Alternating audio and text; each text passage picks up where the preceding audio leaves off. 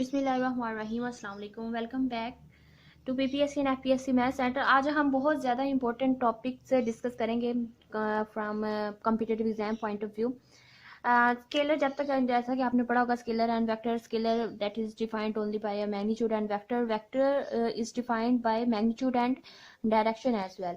Magnitude भी चाहिए होती है, डायरेक्शन भी चाहिए होती है। और मैट्रिक्स क्या होती है, जिसमें रोज एंड कॉलम्स होते हैं, तो ये हमारी मैट्रिक्स होती है। और टेंसर क्या होता है, multi dimensional array of numbers. Scalars, scalars को हम किस तरह से डिफाइन करते हैं। फॉर एग्जांपल, मेरे पास स्केलर्स है 2, 3 है, 3/4 है, या पाई है। ये मेरे पास सारे स्केलर्स की एग्जांपल्स हैं और इसका रैंक 0 होता है, मतलब इसमें कोई डिमेंशन नहीं चाहिए होती, ओनली मैग्नीट्यूड से ही है आप किसी स्केलर को डिफाइन कर सकते हैं। इस तरह वेक्टर होता है, इसका रैंक 1 होता है और ये वन डायमेंशनल एक्सटेंड होता है। वो किस तरह से एक्सटेंड होता है, फॉर एग्जाम्पल मेरे पास वेक्टर है v1, v2, vn। इस तरह से ये डाउनवर्ड एक्सटेंड हो रहे हैं वेक्टर्स और इसका रैंक 1 होता है, वन डायमेंशनल, या इस रैंक 1 का होता है। और इस तरह अगर मैट्रिक्स को लें तो मैट्रिक्स के रोज भी होते हैं, कॉलम्स भी होते हैं। ये मतलब रोज वाइज एंड कॉलम वाइज ये एक्सटेंड हो रहा होता है। इस वजह से मैट्रिक्स का जो रैंक होता है वो 2 होता है। फॉर एग्जाम्पल, ये मैट्रिक्स मैं ले लेती हूँ यहाँ पे 1 1 1 1 2 एंड 1 अप टू सोन 1 n ले लें। इसी तरह last one m1 m2 and mn। ये मेरे पास मैट्रिक्स, ये मैंने मैट्रिक्स ली और ये row wise and column wise extend हो रही थी और इसका रैंक 2 होता है। इस तरह पे इस पे इसी टॉपिक पे इतने ही, मतलब जो मैंने अभी कंसेप्ट कवर किए, इस पे बहुत से एमसीक्यू क्वेश्चन बन सकते हैं। इस तरह से क्वेश्चन बन सकता है कि a tensor of rank 0 is scalar tensor is a scalar vector matrix और नन ऑफ दीज। इसमें ऑप्शन आ सकते हैं, तो tensor of rank 0 is a scalar. इस तरह वेक्टर में क्वेश्चन आ सकता है which of the following is a tensor of rank 1। इसके ऑप्शन हो सकते हैं scalar, vector and matrix and none of these. तो आप रैंक 1 का जो होता है वो वेक्टर होता है। ये मैं फर्स्ट वीडियो जो मैंने टेंसर एनालिसिस की बनाई थी उसमें भी मैंने बहुत अच्छे इसको बताया था। रैंक 1 का जो होता है वो हमारे पास वेक्टर्स ही होते हैं। और इस तरह मैट्रिक्स का बन सकता है कि विच of the following is the tensor of rank 2। तो इसके ऑप्शन इस तरह से कुछ बन सकते हैं, scalar, vector, matrix and none of this. तो इसमें से हम मैट्रिक्स को चूज करेंगे क्योंकि इसका ये 2 डायमेंशनल एक्सटेंड हो रही है रोज वाइज एंड कॉलम वाइज। तो इसका जो रैंक होता है वो 2 होता है और वो हमारे पास मैट्रिक्स होती है। इस तरह क्यूब हो सकती है, 3 डायमेंशनल हो सकती है and up to so on. ये मैथमेटिकल एक ऑब्जेक्ट होता है, जो टेंसर में सारे ऑब्जेक्ट को ही सारा डिस्कस किया जा रहा होता है। और ये कंसेप्ट थे। स्केलर को हम इस तरह से भी डिफाइन कर सकते हैं, zeroth order tensor is a scalar, या स्केलर कह लें या इनवेरिएंट कह लें। Suppose phi is a function of the coordinate system. इन कोऑर्डिनेट में हमारे पास एक फाई इज अ फंक्शन है and phi bar denotes the functional value under transmission. Transmission के बाद जो फाई बार है with new set of coordinates में है x बार 1, ये बार वाले कोऑर्डिनेट्स में चला गया फाई बार। और अगर phi is called a scalar और इनवेरिएंट, फाई को कहेंगे कि जो फाई फंक्शन था हमारा वो स्केलर है, ये इनवेरिएंट है with respect to coordinate transformation. इनकी रिस्पेक्ट में if it does not change when coordinate system is change, अगर कोऑर्डिनेट सिस्टम भी चेंज कर दे जाए, फंक्शन पे कोई फर्क ना पड़े, फंक्शन चेंज ना हो, तो उस फंक्शन को हम कहेंगे कि वो स्केलर है, ये इनवेरिएंट है, ये जीरोथ ऑर्डर टेंसर है। ऐसा टेंसर ऑफ ऑर्डर नहीं समझना कि टेंसर का ऑर्डर कोई और चीज है, टेंसर का जो रैंक है वो और चीज है। Rank and order are the same things in tensor. Tensor of order 0 is called the scalar. जिस टेंसर का ऑर्डर या रैंक 0 होगा वो स्केलर होगा या इनवेरिएंट होगा, और जिसे 0 रैंक टेंसर भी कहते हैं। Scalar is a 0 rank tensor. Invariant मतलब नो चेंज, अब कोऑर्डिनेट सिस्टम चेंज कर दे, फंक्शन पे कोई फर्क ना पड़े, फंक्शन चेंज ना हो, तो उसे हम स्केलर या इनवेरिएंट कहेंगे या 0 रैंक टेंसर कहेंगे। और नेक्स्ट है टेंसर फील्ड क्या होता है। इसी तरह जिस ना ऑर्डर 1 का है वो हमारे पास स्केलर होता है और ऑर्डर 1 के हमारे पास वेक्टर होता है। सिमिलरली हाँ, वेक्टर की भी इसी तरह डेफिनेशन कर सकते हैं। टेंसर फील्ड क्या होता है, फील्ड एक ऐसा जिस तरह मैग्नेटिक फील्ड वगैरह होता है, फील्ड के हर पॉइंट पर अगर मैं एक जिस तरह फील्ड में बहुत से पॉइंट्स होते हैं, हर एक पॉइंट पर अगर मैं एक वेक्टर को एसोसिएट कर सकती हूँ, ये जो मेरा फील्ड होगा वो एक टेंसर फील्ड बन जाएगा। बस ये बात है। If each point of a region in N dimensional space, N dimensional space है, देन मतलब एन इसमें कंपोनेंट्स हों, there correspond a definite tensor is called a tensor field. Accordingly if it is of rank 1, और इसका rank भी या 1 हो सकता है या 0 हो सकता है, या अगर 0 रैंक का होगा तो हमारे पास स्केलर टेंसर फील्ड हो जाएगा, अगर रैंक 1 का होगा तो हमारे पास वेक्टर टेंसर फील्ड हो जाएगा इन एन डायमेंशनल स्पेस। यहाँ पे हमारे दो डेफिनेशन और कवर हो जाती हैं टेंसर फील्ड में, vector tensor field and zero tensor scalar tensor field की भी हो जाती है। स्केलर टेंसर फील्ड अगर if it is of rank, tensor field का अगर रैंक 0 है तो हमारे पास स्केलर टेंसर फील्ड होगी, अगर टेंसर फील्ड का रैंक हमारे पास 1 है तो वेक्टर टेंसर फील्ड हो जाएगी। तो टेंसर फील्ड में यहाँ दो डेफिनेशन और कवर होती हैं, जीरो तो टेंसर स्केलर की यहाँ डेफिनेशन थी फाइव स्केलर, अगर कोऑर्डिनेट सिस्टम चेंज करते हैं फंक्शन पे तब भी कोई फर्क ना पड़े, function doesn't change, then this function is called a scalar or an invariant or zero rank tensor। Next बहुत इंपॉर्टेंट एंड बहुत इजी ये कंसेप्ट है, जिसमें सिमेट्रिक मैट्रिक्स होती है, स्क्यू सिमेट्रिक मैट्रिक्स होती है, इसी तरह सिमेट्रिक टेंसर है, स्क्यू सिमेट्रिक टेंसर है। सिमेट्रिक मैट्रिक्स किसको कहते हैं कि अगर मैट्रिक्स में हमारे पास एज का हमें ट्रांसपोज लूँ वापस वही मुझे मैट्रिक्स मिल जाए, तो मतलब उसके रोज को कॉलम में चेंज करने से भी मैट्रिक्स में अगर कोई फर्क ना पड़े उस मैट्रिक्स को हम सिमेट्रिक मैट्रिक्स कहते थे। इसी तरह टेंसर में भी है, उसका अब उसके आप टेंसर है तो उसमें इंडिसेस को आप चेंज कर दें, इंडिसेस को आप अगर चेंज करने से भी टेंसर पे कोई फर्क ना पड़े तो वो सिमेट्रिक टेंसर हो जाएगा। और स्क्यू सिमेट्रिक हमने मैट्रिक्स क्या पढ़ी थी, ये मैट्रिक्स की डेफिनेशन मैंने बताई कि ट्रांसपोज लें और टेंसर में हम इंडिसेस को चेंज करेंगे, चेंज करने के बाद उसमें कोई फर्क ना पड़े। अगर स्क्यू सिमेट्रिक मैट्रिक्स होती थी तो हम क्या कहते थे, उसका ट्रांसपोज ले वो नेगेटिव ऑफ ए के बराबर अगर आती है तो हम उससे कहते थे वो स्क्यू सिमेट्रिक मैट्रिक्स है। वो हमारे पास स्क्यू सिमेट्रिक मैट्रिक्स होती थी। सिमिलरली इसमें भी ऐसे ही कि आपने इसके इंडिसेस को भी चेंज करना है लेकिन वो नेगेटिव टेंसर के इक्वल आ जाए, नेगेटिव ऑफ द टेंसर के इक्वल आए तो उसे हम कहेंगे वो स्क्यू सिमेट्रिक टेंसर है। अब इसकी डेफिनेशन देखें क्या, tensor is called a symmetric with respect to two contravariant और टू कोवेरिएंट इंडिसेस। टू होने चाहिए, टू कंट्रावेरिएंट हो या टू कोवेरिएंट टेंसर्स हो, दो टेंसर्स होंगे तब दो टेंसर्स ही होंगे, टू कंट्रावेरिएंट हो जाए या टू कोवेरिएंट हो जाए। If its components remains unaltered, अगर उसके जो कंपोनेंट्स है remain unaltered upon interchanging of the indices, ये पी क्यू था इसे क्यू पी कर दिया, इसके इंडिसेस को चेंज किया तब भी ये टेंसर्स इक्वल ही रहे, तो ये मेरा जो टेंसर होगा सिमेट्रिक टेंसर होगा। स्क्यू सिमेट्रिक टेंसर में क्या होगा, tensor is called skew symmetric with respect to two contravariant और two covariant indices if its components change sign, अगर उसके कंपोनेंट्स का साइन चेंज हो जाए, पॉजिटिव है तो नेगेटिव, नेगेटिव है तो पॉजिटिव हो जाए, upon interchanging of the indices, indices को चेंज करना। ये सिमेट्रिक टेंसर है with respect to P and Q, क्योंकि पी एंड क्यू ने अपनी पोजीशन चेंज की है तो with respect to P and Q ये मेरा सिमेट्रिक टेंसर है। और इसमें देखें तो हमारे पास यहाँ एम्पियर, ये भी एम्पियर, क्यू एस, यहाँ Q S and S Q, यानी क्यू एस ने अपनी पोजीशन चेंज की है, क्यू एस से ये एस क्यू हो गया, तो ये मेरा क्यू सिमेट्रिक टेंसर है with respect to S and Q, या क्यू एंड एस कर लें, एस एंड क्यू, तो ये मेरा स्क्यू सिमेट्रिक टेंसर होगा कि वो नेगेटिव के इक्वल भी आया और इसने पोजीशन भी चेंज किया इसके कोवेरिएंट इंडिसेस ने, और इधर कंट्रावेरिएंट ने अपनी पोजीशन चेंज की थी और इधर कोवेरिएंट इंडिसेस ने पोजीशन चेंज की, तो इधर ये कोवेरिएंट सिमेट्रिक टेंसर है with respect to M N N, और यहाँ पे ये कोवेरिएंट में इंडिसेस अपनी पोजीशन चेंज कर रहे हैं और ये स्क्यू सिमेट्रिक टेंसर है with respect to Q and S. इस पे भी क्वेश्चन बन सकता है कि आपको टेंसर दे दिया जाए और मतलब ये अगर इस तरह का रिलेशन दे दिया जाए और नीचे पूछ लिया जाए कि स्क्यू सिमेट्रिक है, सिमेट्रिक है, और सिमेट्रिक है तो किसकी रिस्पेक्ट, किस इंडेक्स की रिस्पेक्ट में ये सिमेट्रिक है, किस इंडेक्स की रिस्पेक्ट में ये स्क्यू सिमेट्रिक है, तो जो इंडिसेस अपनी पोजीशन चेंज करेंगे उनकी रिस्पेक्ट में ये स्क्यू सिमेट्रिक या सिमेट्रिक हो जाएंगे। अगर नेगेटिव भी आ गया तो उसके स्क्यू सिमेट्रिक टेंसर कहेंगे। नेक्स्ट अब यहाँ पे क्वेश्चन बनता है कि टेंसेस को हम ऐड, सब्ट्रैक्ट या मल्टीप्लाई कर सकते हैं, तो हाँ कर सकते हैं। वो इस तरह से कर सकते हैं कि एडिशन अगर हमने टेंसेस को ऐड करना हो तो वो इस तरह करते हैं कि उनके सबसे पहली बात टेंसेस को ऐड करने से पहले जो हमें देखनी चाहिए वो ये कि वो same rank and same type की होनी चाहिए। रैंक एंड टाइप क्या होता है, वो टेंसेस की कैसे फाइंड करते हैं वो मैं पहले सारा कुछ डिस्कस कर चुकी हूँ। अब रैंक एंड टाइप का मतलब दो, आप सबसे पहले जो बात नोट करनी चाहिए टेंसेस को ऐड करते वक्त वो ये कि वो same type and same rank के होने चाहिए। जिस तरह हम दो मैट्रिसेस ऐड करने के लिए उनका दोनों का ऑर्डर सेम होना चाहिए तो दो मैट्रिसेस ऐड हो सकती हैं। इसी तरह टेंसेस को ऐड करने के लिए भी कंडीशन है कि वो same rank and same type, ये दो चीज़ें आपने याद रखनी है कि same type and same rank के होंगे तो वो दो टेंसेस ऐड हो सकते हैं। और ऐड करने से जो रिजल्ट आता है, जिस तरह मैट्रिसेस हैं सेम ऑर्डर की हैं, दोनों को ऐड करने से जो रिजल्ट आता है उस मैट्रिक्स का ऑर्डर भी वही होता है जो दो मैट्रिसेस ऐड हुई हैं, उनका भी ऑर्डर भी वही होता है। इसी तरह दो दो टेंसर अगर same type and same rank add होंगे, जो रिजल्ट आएगा उसका रैंक भी वही होगा जो ओरिजिनल दो टेंसर्स का होगा।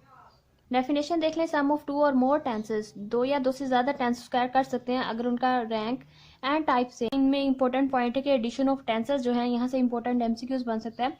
एडिशन ऑफ टेंसर्स जो होता है वो कॉम्पिटेटिव भी होता है और एसोसिएटिव प्रॉपर्टी भी, दो ये प्रॉपर्टीज होल्ड करती हैं टेंसर्स में। अगर ये मैंने एग्जांपल लिखी है दो टेंसर्स को किस तरह से ऐड करते हैं, ये मैंने एग्जांपल दे दिया आपको। अगर ट्रांसफॉर्मेशन ला की ट्रांसफॉर्मेशन इक्वेशन में अगर देखें किस तरह से दो tensors add, consider two tensors A P Q and B P Q, then ये same type and same rank, उनके इंडिसेस भी देख लें कि सेम है, और रैंक एंड टाइप तो सेम हो गया क्योंकि इंडिसेस सेम है उनके, ये पी है, ये भी पी, ये क्यू, ये क्यू। अगर इन दोनों को मैंने ऐड करना है तो इनका ट्रांसफॉर्मेशन इक्वेशंस मैंने लिखी हैं।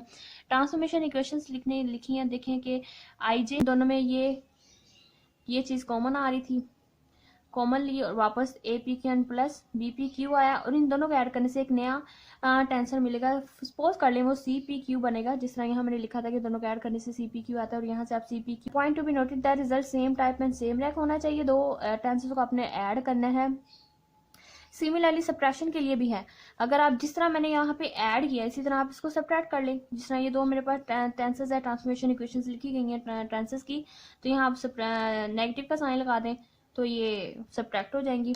फास्ट सब्ट्रैक्शन के लिए क्या, वहां से भी दोनों को सब्ट्रैक्ट करने से एक मेरा नया टेंसर मिलेगा। For suppose that D I J and के, अगर ये सेम टाइप में सेम रैंक के होंगे। फॉर एडिशन एंड सब्ट्रैक्शन के लिए आपने बस ये दोनों बात याद रखनी है कि वो same type and same rank, चाहे उनको ऐड करना है चाहे उनको सब्ट्रैक्ट करना है, उनका रैंक एंड टाइप सेम होना चाहिए। और ऐड करें तो भी एक नया टेंसर मिलेगा जो same rank and same type का ही होगा। मतलब ऐड एडिशन एंड सब्ट्रैक्शन की जो प्रॉपर्टीज हैं वो सेम है। यहाँ एक ये भी बात याद रखना, सिर्फ यहाँ मैंने दो टेंसेस लिए थे, आप दो या दो से ज्यादा टेंसेस को आप ऐड कर सकते हैं। कंडीशन ये है कि वो same rank and right side थी, वो राइट साइड में ऐड होती जानी थी, लेफ्ट साइड लेफ्ट में ऐड हो जानी थी। दो या दो से ज्यादा कंपोनेंट्स, दो या दो से ज्यादा टेंसेस को हम ऐड कर सकते हैं, शर्त ये है कि वो same rank and same time के हो। टेंसेस में जो मल्टीप्लिकेशन होती है वो टू टाइप्स की होती है, एक होती है आउटर मल्टीप्लिकेशन, एक होती है इनर मल्टीप्लिकेशन। आउटर मल्टीप्लिकेशन में क्या होता है कि product of two tensors is a tensor, दोनों टेंसर्स का जो प्रोडक्ट होगा वो भी एक tensor, whose rank is the sum of the ranks of given tensor, जो गिवन टेंसर्स होंगे जिनको आपने मल्टीप्लाई करना है, रिजल्ट में जो टेंसर बनेगा उसका जो रैंक होगा रीजनल दो टेंसर्स का एडिशन होगा। ये एग्जांपल मैं करवाती हूँ तब आप इसको अंडरस्टैंड डेफिनेशन अच्छे से कर सकेंगे। और this product which involves ordinary, ये मल्टीप्लिकेशन सिंपल ऐसे ही है जिस तरह ऑर्डिनरी मल्टीप्लिकेशन होती है of the components of the tensor, tensor के कंपोनेंट्स को ऑर्डिनरी मल्टीप्लिकेशन होती है, is called outer product. Outer product of two tensors increase the rank of the tensor, increase ही होता है रैंक ऑफ द टेंसर, ये भी क्वेश्चन बन सकता है। तो उसका जो प्रोडक्ट करने से जो टेंसर बनेगा उसका रैंक इंक्रीज होता है, डिक्रीज होता है, नाइदर इंक्रीज नाइदर डिक्रीज, इस तरह क्वेश्चन बन सकते हैं। तो आपने याद रखना है कि आउटर प्रोडक्ट में जब दो टेंसर्स को आप मल्टीप्लाई करते हैं तो उनका जो रिजल्ट में जो टेंसर आएगा उसका rank increase the rank of the tensor, क्योंकि तो दो मल्टीप्लाई करना है। यहाँ ये शर्त नहीं है कि वो सेम रैंक सेम टाइप के हों, वो different rank and different type के भी हो सकते हैं, लेकिन उनसे मल्टीप्लाई करके जो टेंसर हमारे पास बनेगा उसका जो रैंक होगा वो गिवन टेंसर्स के सम के इक्वल होगा। फॉर एग्जाम्पल एक का रैंक 2 है, दूसरे का रैंक 3 है, तो 2 + 3 जो 5 जो हमारे पास रिजल्ट में टेंसर बनेगा उसका जो रैंक होगा वो 5 होगा, दोनों के रैंक्स का सम होगा। ये एग्जाम्पल करने उससे समझते हैं। आउटर मल्टीप्लिकेशन की एग्जाम्पल के लिए मैं लेती हूँ दो tensor A P R and दूसरा टेंसर ले लेते हैं बी क्यू एस टी। अब इन पे लॉ ऑफ ट्रांसफॉर्मेशन अप्लाई करते हैं तो क्या बनेगा, A bar P R is equal to, इसका दूसरा कंपोनेंट हम ले लेते हैं एम एन। नेक्स्ट आप दो लेंगे डिफरेंशियल, पार्शियल डेरिवेटिव ये कंट्रावेरिएंट में है तो ये कंट्रावेरिएंट में रहेगा, बार component A bar P A, और अगर ये कोवेरिएंट में तो कोवेरिएंट में ही रहेगा ए बार एक्स आर। अगर इधर उल्टा हो जाता है कि अगर ये कंट्रावेरिएंट में है तो इधर इसे डिनोमिनेटर में लिखा जाएगा, अगर ये कोवेरिएंट हो तो इसे नोमिनेटर में लिखा जाता है। ये ट्रांसफॉर्मेशन अप्लाई की मैंने APR पे, और इसी तरह अगर BQST पे लें इस पर, क्योंकि इसका जो रैंक है वो 3 है, तो इसमें 3 डिफरेंशियल होंगे, 3 पार्शियल डेरिवेटिव्स होंगे, एंड और जो B होगा इसका कंपोनेंट वो हम ले लेते हैं ABC।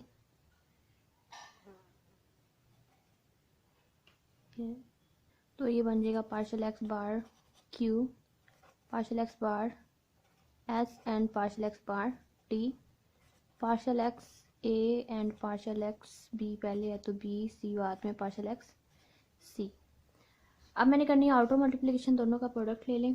A bar PR multiply by PB bar QST।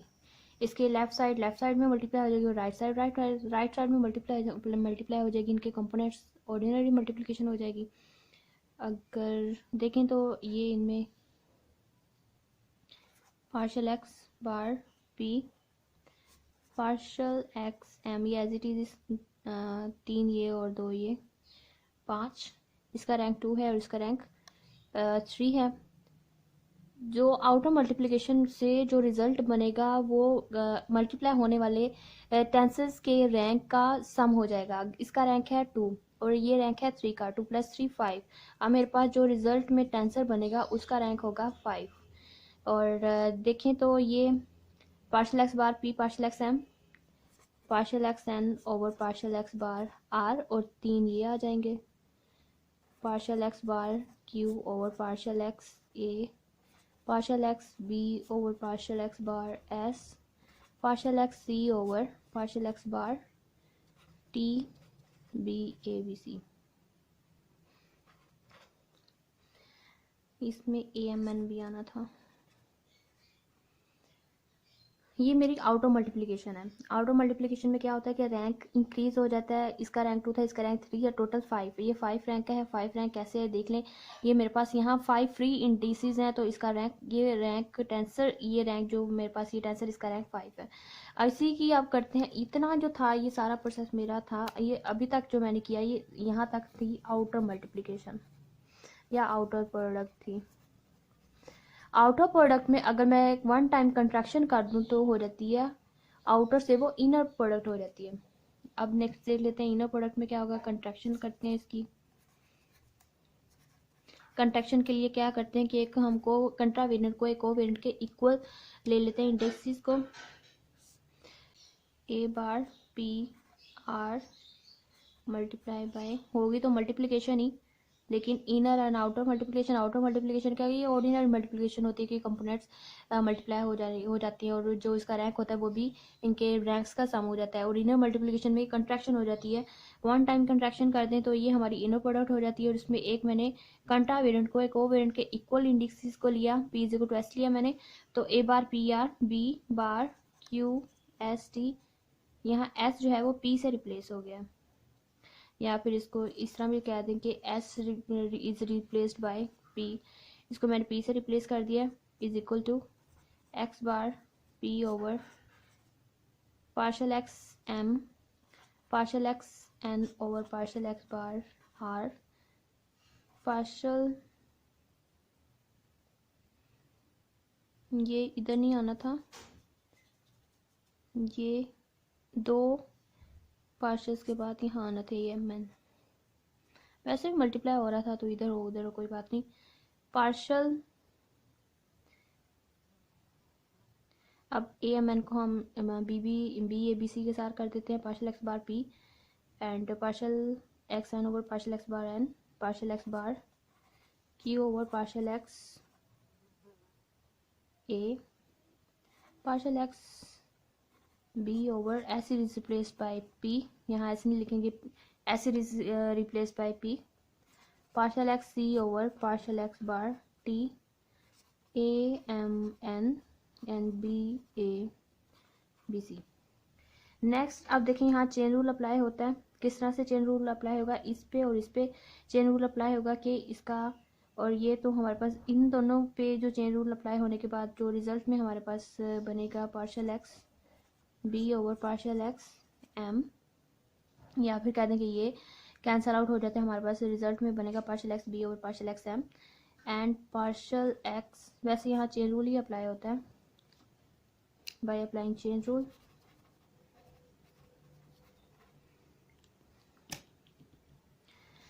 Next हमारे पास क्या बचा, पार्शियल एक्स बार। हमारे पास जो बाकी जो रिमेनिंग है वो सारा हम लिख लेंगे। बी एम ये दोनों निकल गए, ये भी हो गया। Partial x bar Q over partial x A, partial x C over partial x bar T A M N B A B C. Next देखें तो यहाँ हम क्रोनिकल डाटा अप्लाई कर सकते हैं कि ये जो हमारे पास है result partial X B over partial X M को हम लिख सकते हैं पार्शियल डेल्टा बी एम भी लिख सकते हैं। और क्रोनिकल डेल्टा हमें कहता है कि अगर इसका कंट्रावेरिएंट कोवेरिएंट इंडिसेस अगर इक्वल हो जाए तो डेल्टा जो हम क्रोनिकल डेल्टा होता है हमें वैल्यू 1 देता है, और अगर ये डिफरेंट हो तो ये रिजल्ट हमें 0 देता है। ये मैं पहले बता चुकी हूँ। अगर B is equal to M हो तो ये हमें वैल्यू 1 देगा, अगर ये इक्वल ना हो तो ये हमें वैल्यू 0 देता है। अगर मैं 0 मैं ले नहीं सकती, अगर मैं B not equal to M लूँ और रिजल्ट में 0 आए तो ये सारा ही मेरा 0 हो जाएगा और ये सारा रिजल्ट 0 हो जाएगा। लेकिन मुझे 0 नहीं करना। जो होता है कंट्रैक्शन या इनर प्रोडक्ट में क्या होता है कि इसका जो रैंक होता है वो टोटल जो आउटर प्रोडक्ट से जो मुझे रैंक मिला वो 5 मिला, और इनर प्रोडक्ट में क्या होता है कि उसका जो रैंक होता है वो 2 लेस हो जाता है। टोटल अब 5 है तो 5 माइनस 2 लेस हो जाएगा, टोटल मेरे पास 3 बनेगा। मतलब अब इनर प्रोडक्ट में जो मेरे पास टेंसर या फिर जो रिजल्ट आएगा उसका जो रैंक होगा वो 3 होगा। अब मुझे 3 रैंक चाहिए तो बी इक्वल टू एम और इसकी वैल्यू डेल्टा क्रोनिकल डाटा की वैल्यू में यहाँ M B is equal to M लेके वैल्यू 1 लूँगी। तो यहाँ से मेरे पास जो बाकी रिजल्ट बनेगा, या फिर इसको आप डेल्टा से रिप्लेस कर दें, डेल्टा बी एम लिखेंगे। नेक्स्ट ये मेरे पास वैल्यू 1 बनेगी। मेरे पास जो बाकी बचेगा उसका जो रैंक होगा वो फिर 3 बनेगा। वो किस तरह से, partial x N over partial x bar R, partial x bar Q और partial x A partial x C over partial x bar T A M N and B A B C. अब result में जो मेरे पास tensor बना आप दे सकते हैं कि यहाँ जो पी है वो फ्री इंडिसेस है, क्यू डमी इंडेक्स है, और जो फ्री इंडेक्स है आर क्यू टी वो मेरे फ्री इंडेक्स 3 है। तो इस टेंसर का जो रैंक होगा वो 3 होगा, और यही मेरा इनर प्रोडक्ट है। इनर प्रोडक्ट क्या होता है कि इनर प्रोडक्ट में जब करते हैं उसका जो रैंक होता है वो 2 लेस हो जाता है, और मेरे पास जो रिजल्ट आना था वो 3 रैंक। फ्री इंडिसेस है तो इसका जो रिजल्ट होगा वो 3 होगा, और यही मेरे पास इनर मल्टीप्लिकेशन है। ये जो रिजल्ट है इनर मल्टीप्लिकेशन से यही मेरा रिक्वायर्ड रिजल्ट है कि A bar P R B bar Q P T is equal to this tensor. ये मेरा रिजल्ट था outer multiplication and inner multiplication का। आउटर मल्टीप्लिकेशन हमने कहा था जो रैंक होता है रिजल्ट में, जो whose rank is the sum of the ranks of the given tensor, और ये इसमें outer product of 2 tensors increase the rank of the tensor. Inner multiplication में क्या होता है, the process of outer multiplication followed by a contraction. In this way, a new tensor is obtained is called a inner multiplication. Inner multiplication में क्या होता है, हमने जो आउटर मल्टीप्लिकेशन का जो रिजल्ट होता है उसमें कॉन्ट्रैक्शन करनी होती है, और हमें जो रिजल्ट मिलता है वो इनर मल्टीप्लिकेशन होता है। और आउटर मल्टीप्लिकेशन क्या होती है, ये ऑर्डिनरी मल्टीप्लिकेशन होती है ऑफ कंपोनेंट्स की, और इनर मल्टीप्लिकेशन आउटर मल्टीप्लिकेशन से जो रिजल्ट मिलता है उसकी कॉन्ट्रैक्शन कर दे तो हमें इनर मल्टीप्लिकेशन मिलती है। और इसके लिए भी एग्जाम्पल देख लेते हैं। एक और एग्जांपल देखिए, कोवेरिएंट में लिखा जाएगा तो ये डिनोमिनेटर में, कोवेरिएंट में है तो डिनोमिनेटर में आ जाएगा, और इधर कंट्रावेरिएंट का डिनोमिनेटर में और ये कोवेरिएंट का नोमिनेटर में लिखा जाएगा। इस तरह मैंने ये कंपोनेंट बी एल एम को इस तरह से इस पे लॉ ऑफ ट्रांसमिशन अप्लाई किया। बी बार आर एस को partial x bar R partial x L ये इधर, और partial x bar S denominator में आएगा और पार्शियल एक्स एम नोमिनेटर में आएगा। उसके बाद इन दोनों पे मैंने की मल्टीप्लिकेशन अप्लाई। आउटर मल्टीप्लिकेशन से क्या होगा कि इनके राइट साइड से मल्टीप्लाई हो जाएगी, लेफ्ट साइड से मल्टीप्लाई हो जाएगी, ये होगी इसकी आउटर मल्टीप्लिकेशन। और इसमें कंट्रैक्शन क्या करेंगे, कंट्रावेरिएंट को कोवेरिएंट के इक्वल रखेंगे। मैंने रखा यहाँ पे आर इज इक्वल टू जे। अब ये कंट्रा और ये कोवेरिएंट को मैंने इक्वल रखा आर इज इक्वल टू जे, या फिर कह देंगे are is replaced by J.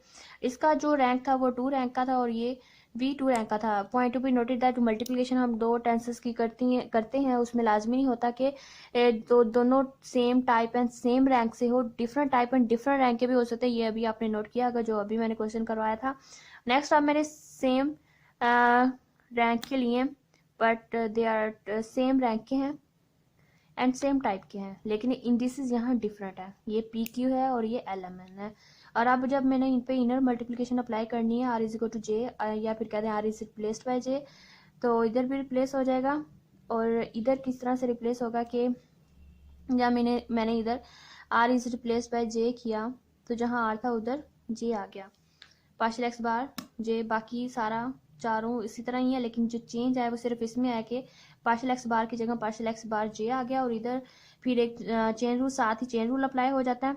और जब चेन रूल अप्लाई होगा इस तरह से होगा, इस पे partial x Q over partial x L आ जाएगा। और इस पे मैं लगा दूंगी क्रोनिकल डेल्टा की डेफिनेशन। क्रोनिकल डेल्टा यहाँ डेल डेल क्यू एल हो जाएगा। Partial x bar partial x Q over partial x L, ये दोनों एज इट इज ही आगे पार्शियल डेरिवेटिव्स, और इस डेरिवेटिव पे मैंने लगा दिया क्रोनिकल डेल्टा की डेफिनेशन लगाई। क्रोनिकल डेल्टा से क्यू एल आया और इसके बाद मैंने इस पे लगाई क्रोनिकल डेल्टा की डेफिनेशन क्या कहती है, अगर दोनों सुपर कंट्रावेरिएंट एंड कोवेरिएंट अगर दोनों सेम हो तो रिजल्ट, ये क्रोनिकल डाटा हमें रिजल्ट 1 देता है। अगर ये डिफरेंट हो तो रिजल्ट हमें 0 मिलता है, लेकिन 0 हम ले नहीं सकते। यहाँ पे मैं लूँगी यहाँ पे क्रोनिकल डाटा Q is equal to L या कंट्रावेरिएंट को कोवेरिएंट की इक्वल लेके, दोनों के इंडेक्स को इक्वल लेके रिजल्ट 1 लूँगी तो ये 1 आ जाएगा यहाँ पे। और मेरे पास ये दो पार्शियल डेरिवेटिव्स रह जाएंगे और ये दो कंपोनेंट्स आ जाएंगे टेंसर के। तो रिजल्ट में जो मेरे पास टेंसर आएगा, यहाँ जे जो है वो डमी इंडेक्स हो गया और इसके जो फ्री इंडेक्स है वो 2 है। अब टोटल मेरे पास जो इंडेक्स बना था ये 2 रैंक का मेरे पास रिजल्ट आया। यही मेरी इनर मल्टीप्लिकेशन है। ऑटो मल्टीप्लिकेशन जब स्केलर करते हैं, ये टेंसर के साथ भी कर सकते हैं, एक टेंसर का किसी स्केलर के साथ भी मल्टीप्लिकेशन कर सकते हैं। जब किसी ऑटो मल्टीप्लिकेशन करते हैं विद स्केलर तो वो सेम रिजल्ट ही आ जाता है। हमारे पास एक यहाँ फाई जो है वो स्केलर फंक्शन है और ये मेरे पास एक टेंसर है। जब दोनों को मल्टीप्लाई किया जाता है तो सेम रिजल्ट ही आ जाता है। जिस तरह वेक्टर का और जिस स्केलर के साथ मल्टीप्लिकेशन करें तो वो सारे कंपोनेंट्स के साथ कंपोनेंट जाके डिवाइड मल्टीप्लाई हो जाता है, इसी तरह ये भी जाके मल्टीप्लाई हो जाएगा। ये ऑटो मल्टीप्लिकेशन है विद स्केलर। ये थी मेरे पास ऑटो मल्टीप्लिकेशन इनर मल्टीप्लिकेशन की examples and auto multiplication with scalar की एग्जांपल थी। नेक्स्ट डेफिनेशन है हमारे पास लाइन एलिमेंट। ये कुछ डेफिनेशन करने के बाद इन पे बेस्ड हम एमसीक्यूज करेंगे।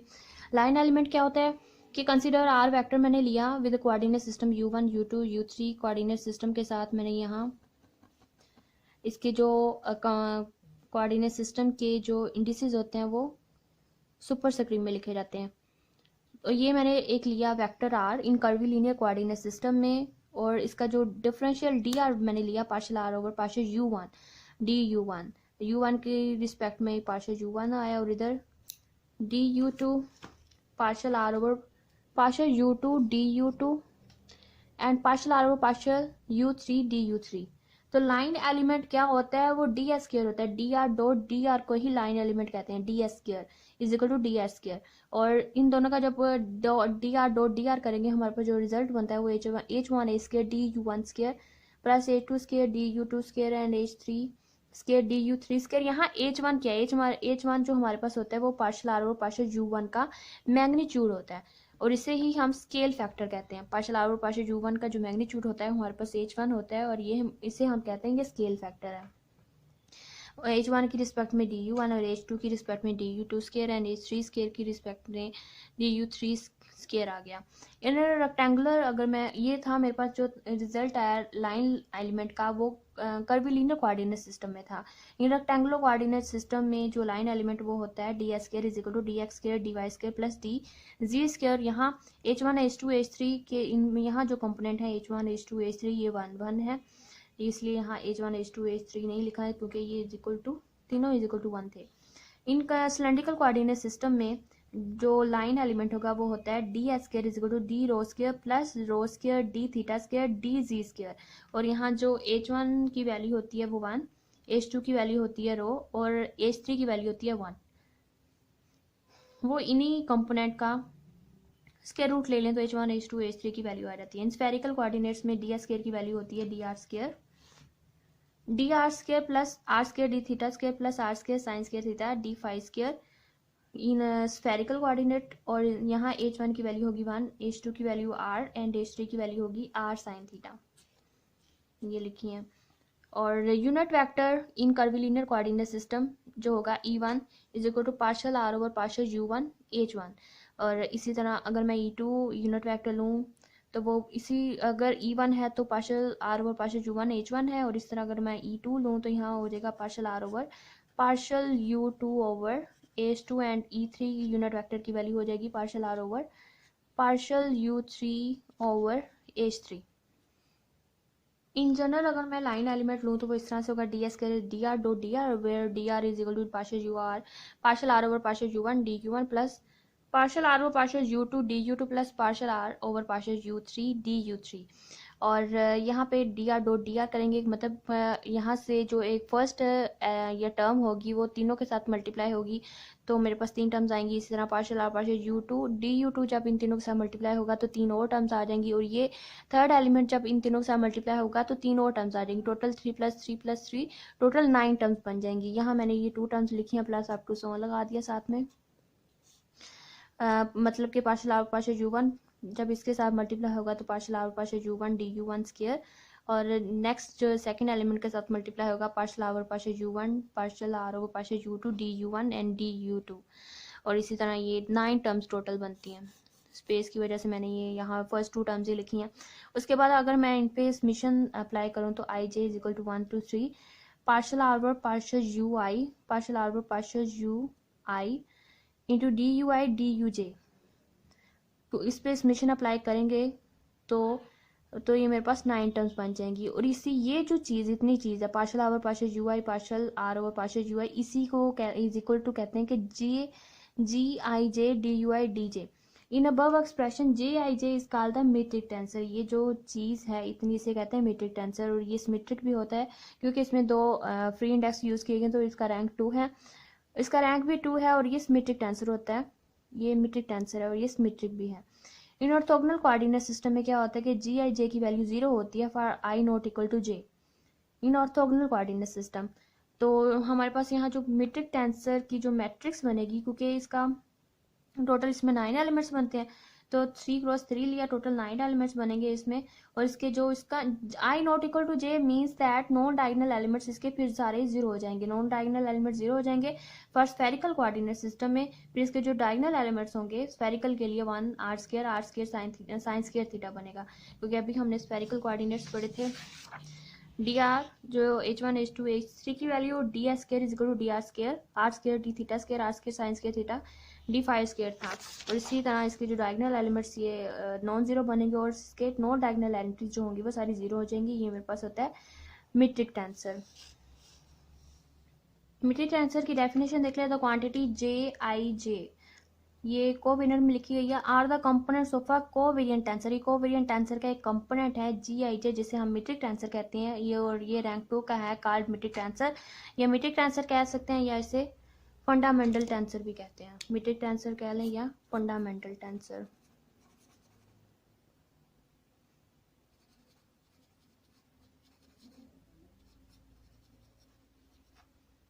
ये कुछ डेफिनेशंस थी।